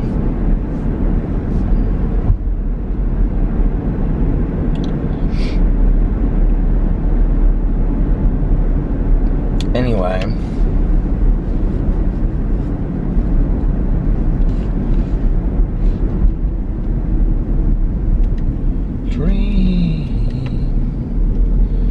I was singing that Donna song for Alex. I was like, oh, Donna. He was like, I was like, do you know that song? He was like, no. And I I'd actually downloaded it like a couple weeks ago, and so I have it like on my iPad or what do you call it when it's in your phone? Just your iTunes? Is that what you call it? Just your iTunes? I was like, here, I'm gonna play it for you. He was not impressed, and I was standing up and I was like swaying it, and I was using it as like a microphone, and I had a girl and I wasn't there. But my favorite part of this song, what's my favorite part? Well, it's not till the very end. I didn't realize it till I was listening to the song. It's like the last 30 seconds. So then I was like, do you know Richie Valens? And he was like, didn't he die in a plane? And I go, is that all you know about Richie Valens? And he goes, well, what do you know? And I go, didn't you see the movie? And he goes, what movie? And then I couldn't remember what the movie was called, you guys, and I had to like look it up. And I couldn't remember it, and I looked up Richie Valens movies. Well, apparently, to my idiocy, Richie Valens was like in a ton of movies, like in the 50s or 60s or whatever, you know, like Elvis was. And so it pulled up all of those movies, and I was like, what was that? And then all of a sudden it pulled up Lou Diamond Phillips' picture, and I was like, yes, Lou Diamond Phillips, that's who it is. And it was La Bamba, and I had totally forgot that it was da-da-da-da, da-da-da-da-da, da-da-da-da-da, la-la-la-la-la-la Bamba. So I said to Alex, this is truly what it is like living with me, just so you know. So for you 14 haters that dislike my video every day, this is what it would be like for you all the time. But anyway, I was like, do you know that movie? And he was like, what movie? And I was like, la la la la la la Bamba. I know I missed or added a few laws in there. But anyway, I hope I got one of my haters to at least smile just a little bit, because y'all are so bitter. But anyway, better! He said, of course I know that movie. I go, well, you don't know Donna. He goes, well, who's Donna? And I go, Donna was his girlfriend in the movie. He goes, he died in a plane accident. I go, I know he died in a plane accident, Alex, but he had a girlfriend, her name was Donna, and he wrote a song for her. Was she his wife or something? I can see her in the movie. Whatever happened to Lou Diamond Phillips? So Alex and I tonight, I got done with my videos. He came home. I did not start my diet today. I'm sure it's a real surprise to people, and I'm real let down over it. But anyway, I was like, well, maybe Monday. Anyway, maybe Monday in June. I mean, it's just a joke, isn't it? So anyway,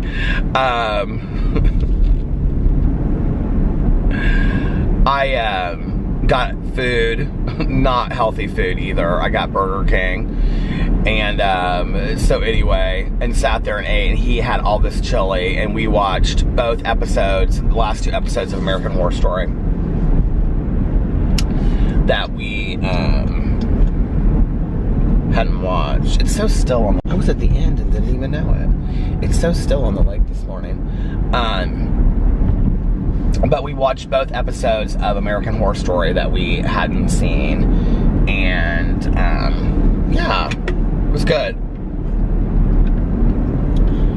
I might have gotten Burger King and a Crunchwrap Supreme. A black bean Crunchwrap Supreme. And my husband might have had several bowls of chili and 2 cookies from Melissa's. Look, it was Friday night.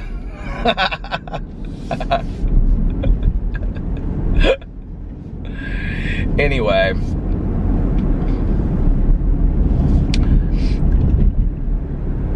So, yeah, so we watched American Horror Story. I'm trying to think what the episodes were. They were good. It just doesn't seem very cohesive to me this season. I'll have to say, this is one of the seasons, American Horror Story. It's called 1984 if you're not watching it. And it's basically like modeled after like 80s horror movie, of which you know I love. And like I was really excited about it when it started, and I'm not excited about it now. Like it's okay. Like I enjoy watching it, and I enjoy it. I enjoy having a show together that Alex and I watch. He really doesn't like the season, and but I I'm just not that excited about it. I just don't think it's that good.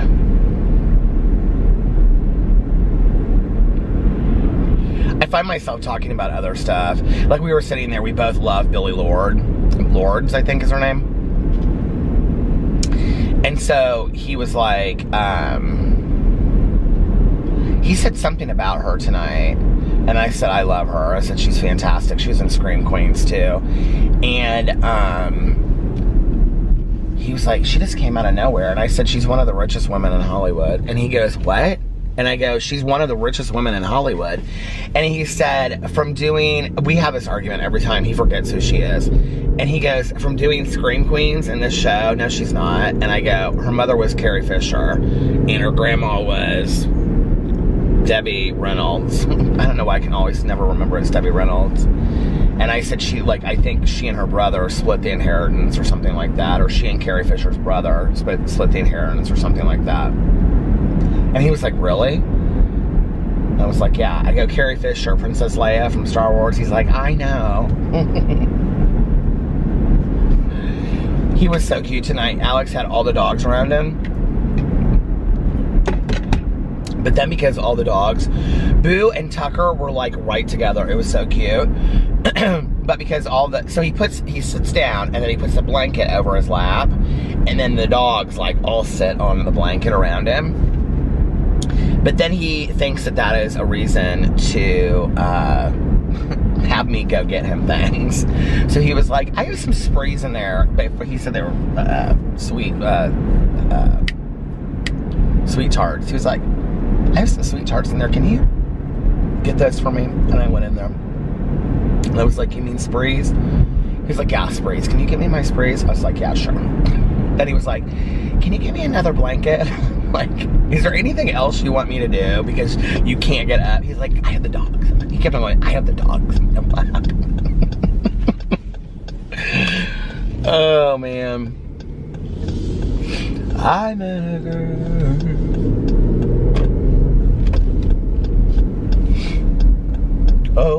Oh, that's my favorite part where it goes, oh, Jana.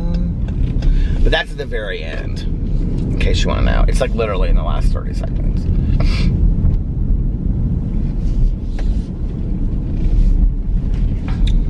We went to a friend's house the other night that's like up the street, and we came from the other way, like down here, coming this way, and I never go down there. Like, I always turn around in this church, which is like out in the middle of nowhere anyway. If you live in Indianapolis, I'm in Oak Landon right now, which I have no reason to drive to Oak Landon, right? It's kind of out in the middle of nowhere. So, but it's like the backside of Geist, which is where I grew up. So if you go down here, there's like a gas station and like strip malls and stuff like that. So we came from that direction and we were going over here, and Alex goes, said something about where, he goes, oh, I know where we are now. He was like, you know, me and so-and-so used to go to lunch over here all the time because Alex used to do a bunch of work stuff over here. And I was like, oh yeah. And all of a sudden we passed this church and I was like, that's that church that I turn around in all the time.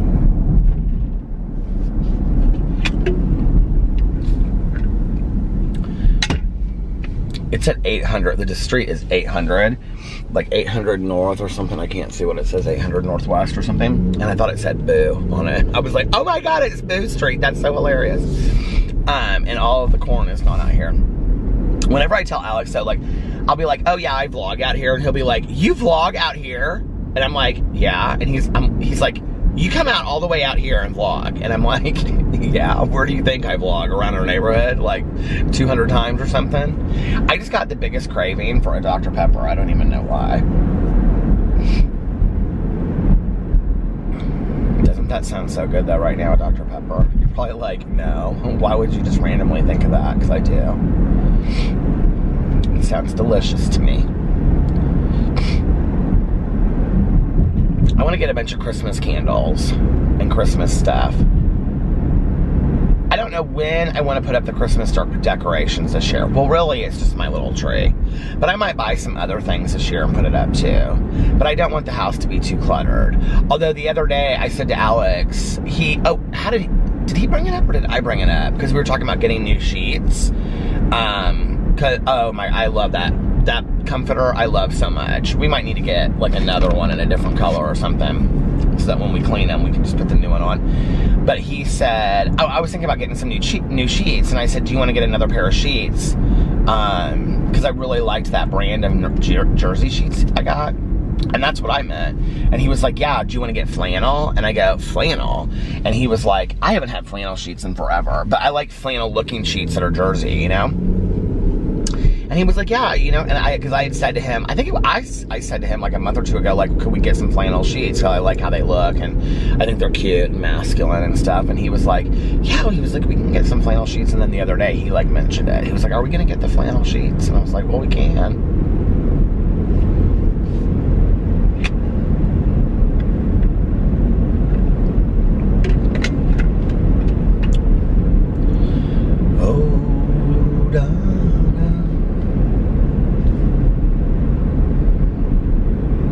I can't believe that, like, I don't know what just made me think of this, that like every day of my dad's life, like he's been up for like 2 hours already. Like I know if I went to my dad's house right now, like he would have like read the newspaper, had like his first 2 cups of coffee for the day, and be like completely showered and dressed for the day, even on a Saturday.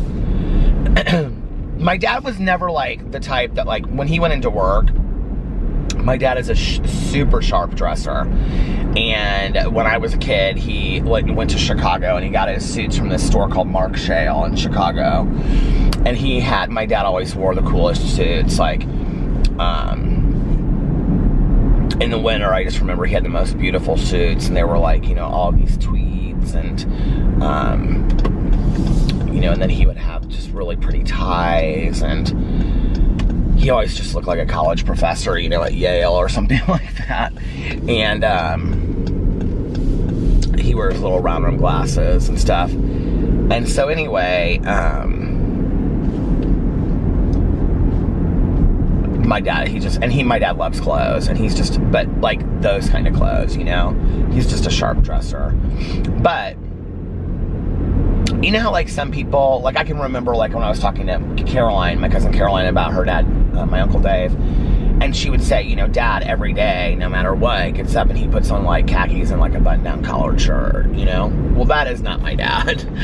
That is not my dad. My dad is very much, like he gets up every day and takes a shower. He like gets up, reads the paper. My dad reads like every day, like the Wall Street Journal, the New York Times, every single day. And drinks his coffee, and then probably reads some other book. My dad's always reading some obscure book about something that you would never, he goes to the bookstore and he buys like, he only reads nonfiction, and he buys like, you know, 5 or 10 books on topics that you have never heard of before, about things. He just reads everything random. So when we go and see him, he's always telling us about, you know, something completely random about like, this religious organization, you know, in this island that nobody's ever heard of. Not religious organization, but religious group or whatever, you know, or it'll be about a certain way to, like, you know, make tea, or some animal that's extinct or something. He's always reading about all these, like, just really random things. But anyway,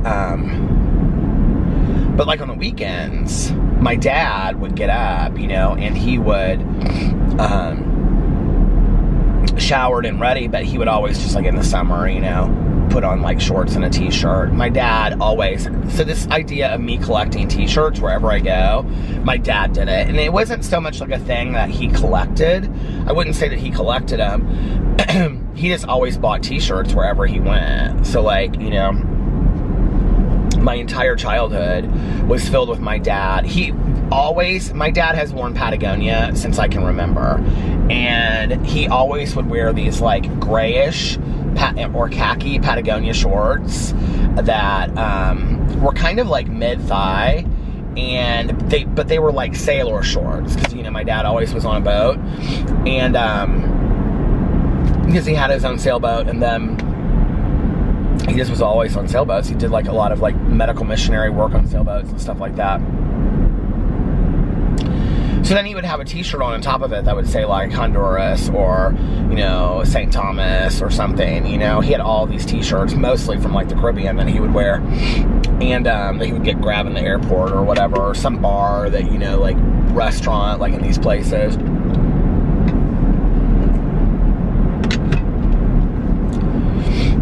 My dad was like such a cool guy. He, and you know, he was single for a long time too, and he really enjoyed, I think, being single. And I mean, he enjoys being with my stepmom, but I think the time that he was single, he enjoyed it because he, every winter, it would scare my mom to death. This was after they were separated, but he would go to Banff, Alberta, Canada. I think that's correct. And he would hike in the Canadian Rockies by himself.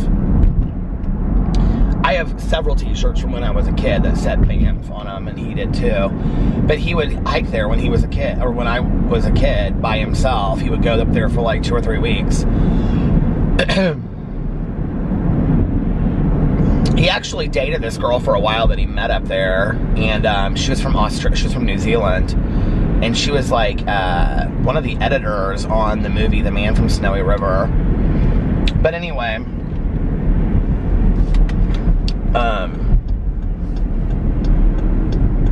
she was like a world traveler. That was before like people just had like a backpack and traveled, I remember.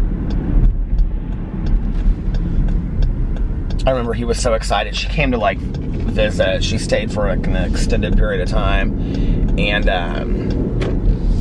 we like watched that movie, which I don't think I ever really understood. But anyway, and at the very end, her name was in the credits.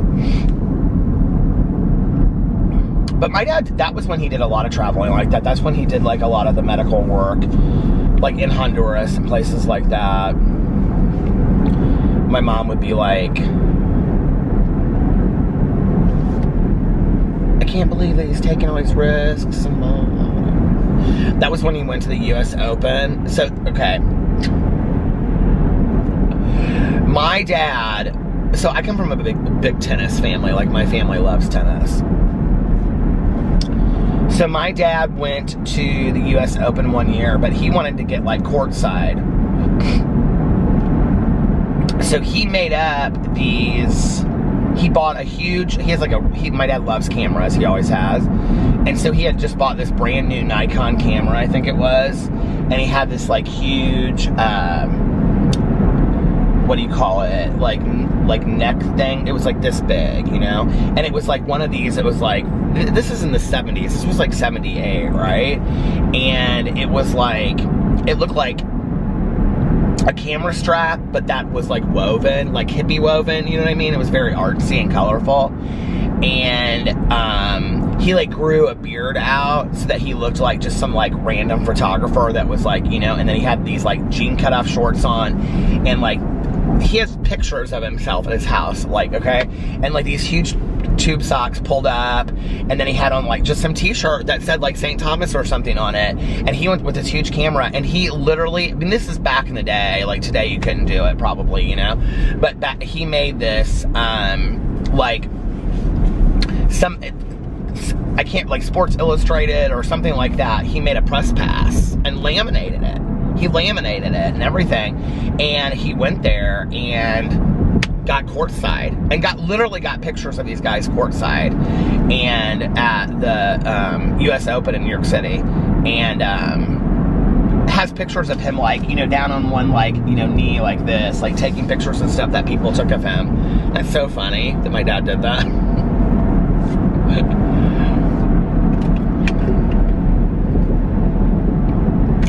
My dad is somebody that is like totally unafraid. Like he is unafraid and really, and we talk a lot about this word unbothered. Like he is really unbothered. Like it's funny how it has changed for him though over time. Like when I was younger, you know, like he would get really incensed is not really the word, but like, you know, if you told him something, he would get kind of heated about it. Not really heated, but like, okay, this isn't okay, and blah, blah, blah. He just isn't like that today. Like, if you tell him something, you know, he's just like, he just kind of laughs, you know, he's like, okay, you know, like, he just doesn't give things any time or energy that he doesn't care about. If that makes sense. Like, he loves his dog, he loves my stepmom, he loves me, he loves Alex, he loves the house, he loves being on the water, he loves his work. Other than that, he loves to read, he loves to travel. Other than that, he doesn't pay it a whole lot of attention. He just doesn't, you know?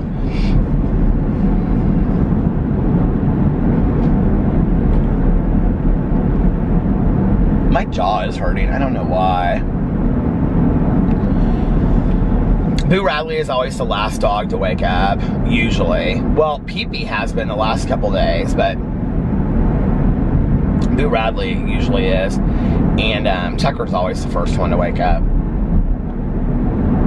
But tonight, Boo Radley, I had to wake him up to take them outside. And Boo Radley was crying while he was dreaming. He was like, you know, running in his sleep. And he was like, Well, it was so cute. What do you think dogs dream of? You think they just dream of like running outside or chasing birds or eating snacks? Or when you think about the fact that like our dogs or cats or pets or whatever, they know us, and they kind of recognize probably some people on the street or friends that, or family that we have that come by, and that's the limitation of their world, you know? Although, like, as much as dogs seem to understand, I really think they understand a lot more than we give them credit for. I also think that dogs watch TV. I don't think they understand it, but I think they actually can see images. Like, I was reading something, and it said a long time ago, and it said that dogs can't see, like, the images that are on a TV. And then I read something recently. Is that a new strip mall? What is that? What is that? Oh, I've got to go see what this is. Is this a Tide Cleaners drive-thru? What is that? I want to go there. I might have to try that for my review channel. But,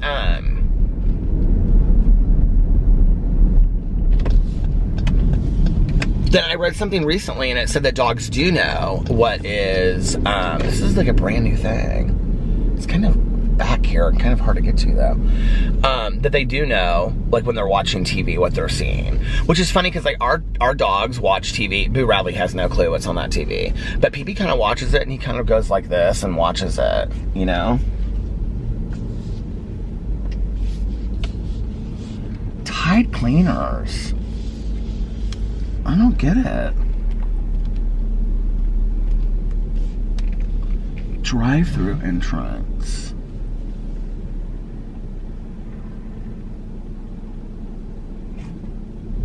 Do you think it's like you drop your clothes off? It's gotta be.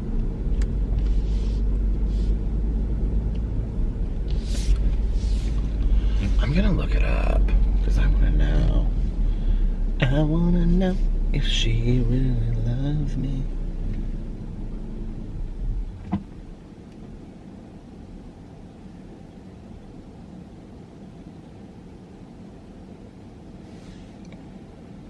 Oh my God, they're everywhere. Dry cleaning and laundry. Wash and fold. Tide Cleaners planning to open 5 indie area franchises.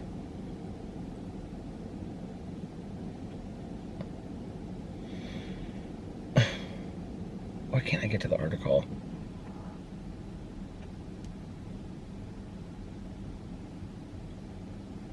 I don't want to leave a comment. It says you must be logged in to leave a comment. I don't care to be I don't care. I just want to read the article. What's the problem?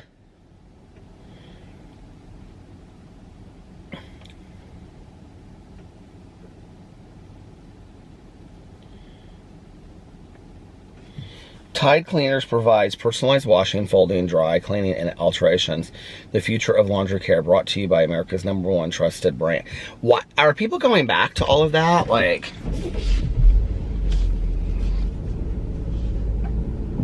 oh, there's a little dog park in there. How cute is that by that apartment complex? But I will tell you what's funny is, it seems like it was so long ago that we didn't have a washer and dryer. Do you remember that period of time that we didn't have a washer and dryer? And we had to go to the laundromat, which I quite frankly loved going to the laundromat. Nowadays,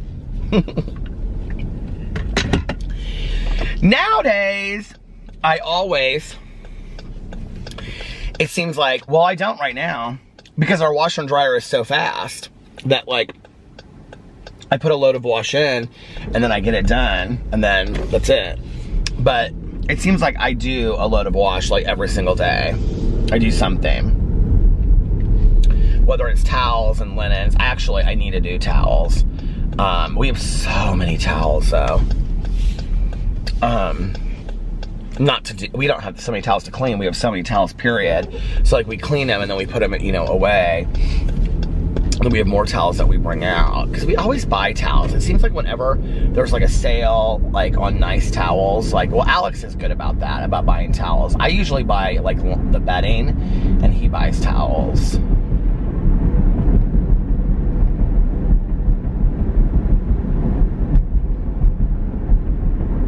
So yeah. But I used to like always, like once we got the washer and dryer, I would always have something in the washer or the dryer and, you know, be like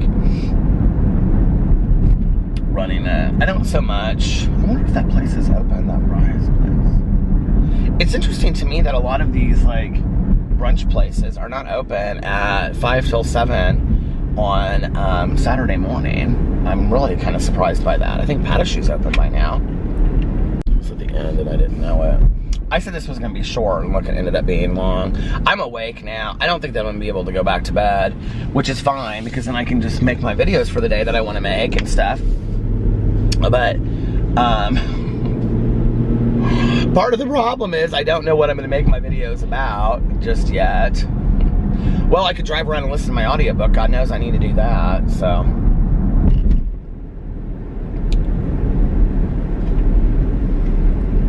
What is with all this crazy construction?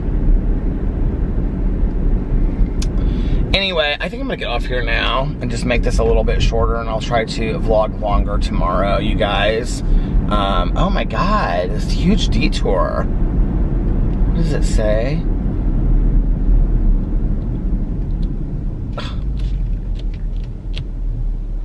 I'm gonna go this way, because I don't know how to go that way around. But anyway, I'm gonna get off here now, and listen to, I guess, my audiobook. I wanna get a Dr. Pepper. And I've gotta go, oh, I've gotta buy Carlitos' birthday present. I still have to go do that. So anyway, I'm gonna go to the Meijer and do that.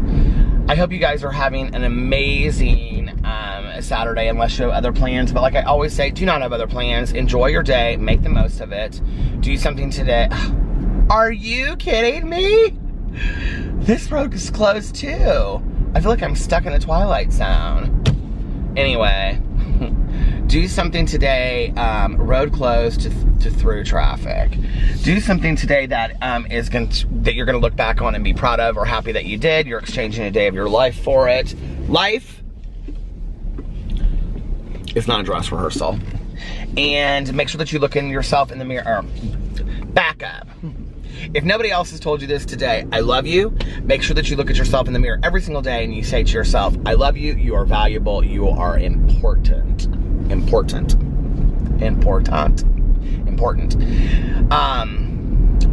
And you allow yourself to know your own self-value and your own self-worth. You gotta start telling ourselves that on a daily basis. And most importantly, make sure that you pass it on to somebody else and let them know that they are important to you. Live your life with compassion, love, and kindness. And I love you guys, and I will see you tomorrow. Bye. Love ya!